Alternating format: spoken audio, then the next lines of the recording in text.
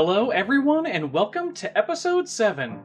I'm Gabe, and today we'll take on the mysterious Dark-type head researcher.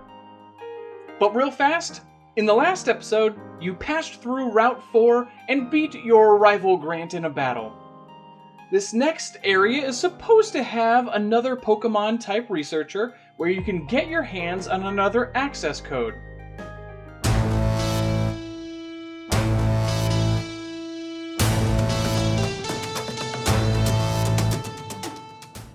This is Camp Niffer. Tucked in a dark canyon, the camp is primarily kept in shadow, and the researchers milling about seem quite moody. You meander around and see that a restricted gate to the north with a large 2 on it means that you will have to get another access code before you can proceed. One brightly lit building is out of place. It seems that a shipping container has been retrofitted into a salon and clothing shop. Apparently, the head researcher of Camp Niffer likes his cool, edgy fashion and is always bringing in new items, so you'll have to return here throughout your journey to update your look. As you head over to the massive arena-shaped building, a researcher lets you know what to expect inside. The Dark-type head researcher is currently studying Dark-type Pokemon and their ability to sneak about in the shadows. In order to get to him, it'll be up to you to pass through an elaborate light and shadow-based experiment going on. When you enter the arena proper, you find it is mostly pitch black, with a handful of spotlights and mirrors bouncing beams of light about. You quickly learn just how careful you need to be as a spotlight hits you and a gate rises into place ahead of you, blocking your path. You're forced to retrace your steps and reset the challenge. And yep, that's right, we're having a fun little sneaking puzzle. So as you progress through, you'll find sweeping spotlights that you need to quickly avoid, but it's not all just getting out of the way quickly. There's also mirrors bouncing light that must be rotated to either unblock paths or hit solar panels to open gates or raise or lower platforms. And all the while, you're certain to run into random wild Pokemon and researchers lurking in the shadows. This puzzle is much more involved than the normal type crane puzzle we ran into earlier, but you are eventually able to make it all the way through. This is Alexo, the Dark-type head researcher. He seems annoyed that you are interrupting his observation, but he's doing his best to act cool and not care that you are even there. You must be one of the professor's new assistants, eh? Filling out that Pokedex like a goody-goody, are you? Well, I can't argue with that. However, you're gonna have to prove yourself against me if you want another access code. Alexo throws out his first Pokemon. It seems that he has little Panfear's evolution.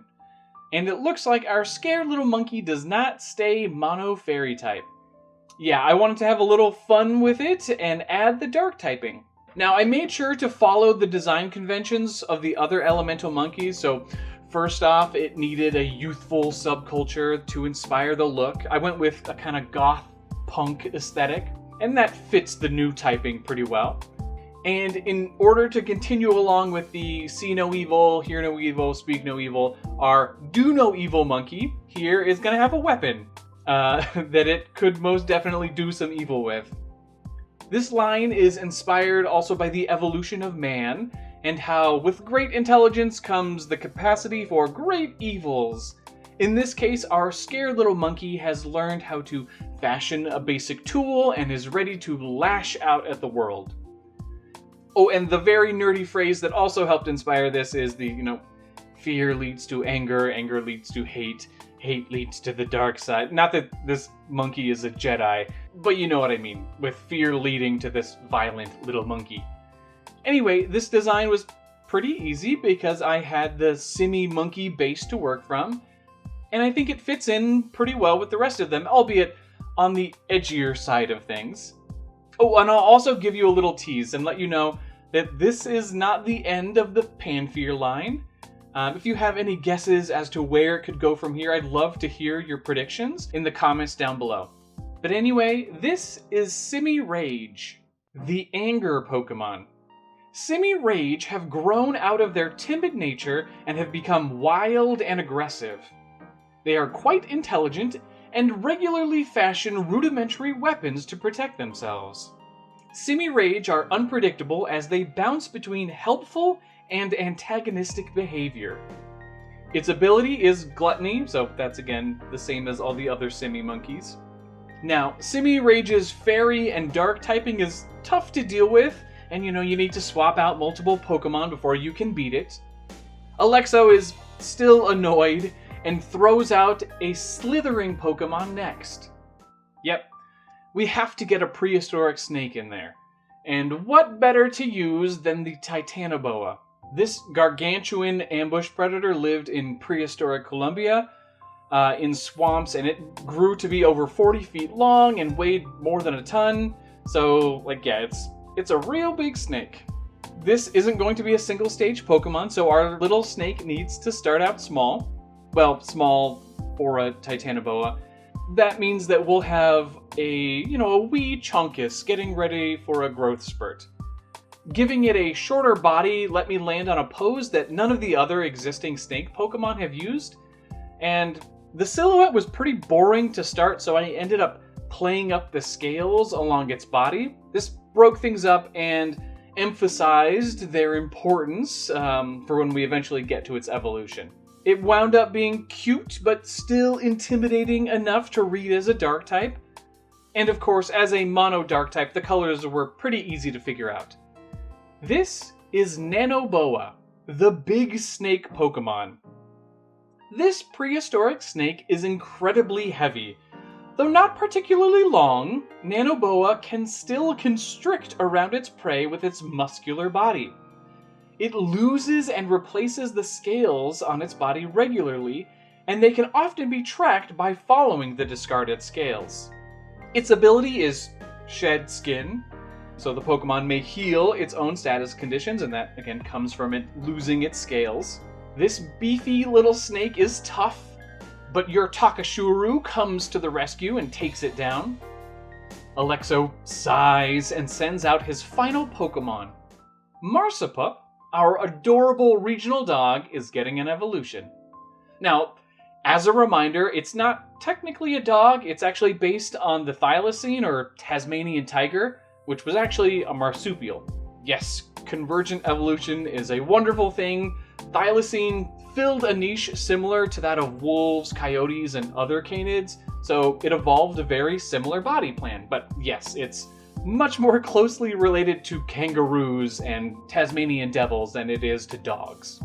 Continuing the design, there were some Thylacine things that I really wanted to work into it. Firstly, we needed to have those iconic stripes, and that was easy enough to pull off. And secondly, Thylacines were able to open their jaws incredibly wide, like nearly 90 degrees. We actually have video of a living Thylacine, and when you see it yawn, it's just bananas how wide it can open its mouth. I find it fascinating and also really sad that we have actual video of the Thylacine. Just look how amazing it is. It is such a shame that humans decided we needed to hunt them to extinction. Alright, enough being sad. We're continuing to lean into the fact that people still report seeing this recently extinct animal in Australia. It's almost treated like a cryptid there. So we're playing up the elusive deadness to give it the ghost typing. Now, to be fair, I did my very first pass at this design way before Legends Arceus existed, so at that time, this would have been the very first normal ghost type, but I dragged my feet and Hisui and Zoroark got to it first. Though I do like that both Game Freak and myself landed on a similar reasoning for the normal ghost type. This is Nylaseen, the elusive Pokemon. This rarely seen Pokemon has mastered the ghostly skill of hiding in the shadows. Nylaseen watch over shy Marsupup and will reveal themselves to defend them. Their spectral fur is cool to the touch and waves wildly when they're agitated. Its ability is something new that I'm calling Phase Shift. So Ghost type and normal type attacks can hit all Pokemon. So basically, doesn't matter what it's using, it can hit normal types and Ghost types. Neither will be immune. Yeah, Alexo threw you a curveball there. Nylaseen isn't a dark type, but you can't argue that it fits the look. And I also love it when gym leaders throw something unexpected at you. Its normal and Ghost type is particularly tricky to deal with. You navigate its 3 immunities and finally beat Alexo, the dark type head researcher. And most exciting of all, it seems that after that battle, multiple of your Pokemon are ready to evolve. How exciting, but we will pick up with that in the next episode. Thank you all so much for watching, and please leave a like if you enjoyed the video. As always, I would love to hear your thoughts on today's episode down in the comments below. Feel free to lament about the loss of the Thylacine or any other recently extinct creature. Oh, and a huge thank you to Alexo for being our moody dark type head researcher. And I'll see you in episode 8. Bye!